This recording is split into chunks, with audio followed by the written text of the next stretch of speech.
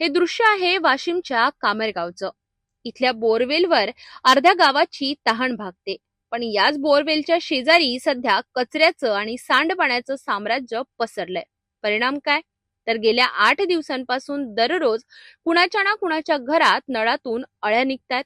नुसत्या अळ्याच नाही तर ब्लिचिंग पावडर न टाकल्यामुळे गावकऱ्यांच्या अंगाला खाज सुटते, चट्टे पडतायत.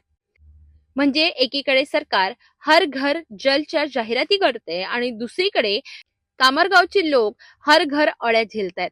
गंमत बघा, गावातले नळ फुटून 3-4 महिने झालेत. हजारो लिटर पाणी वाया जात आहे. ग्रामसेवक साहेब म्हणतात दुरुस्त करू, पण कागदावर रिपेअरिंगचा खर्च दाखवून पैसे कुठे मुरले, असा सवाल आता देशमुखपुरा आणि वार्ड नंबर 5 मधले लोक विचारत आहेत. आरोग्य विभागाचे अधिकारी येतात, ग्रामपंचायतीत हजेरी लावतात आणि चहा पिऊन गायब होतात. प्रत्यक्षात स्पॉटवर जायची कुणाची हिंमत होत नाहीये. विषय गंभीर आहे. लोकांच्या जीवाशी खेळण्याचा हा परवाना या अधिकाऱ्यांना दिला कुणी?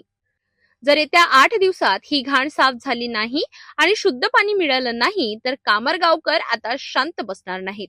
ग्रामपंचायतीच्या उंबऱ्यावर तीव्र आंदोलन छेडण्याचा इशारा त्यांनी दिलाय. प्रशासन आता जागं होते की अजून कुणाचा बळी जाण्याची वाट पाहते हेच बघायचंय.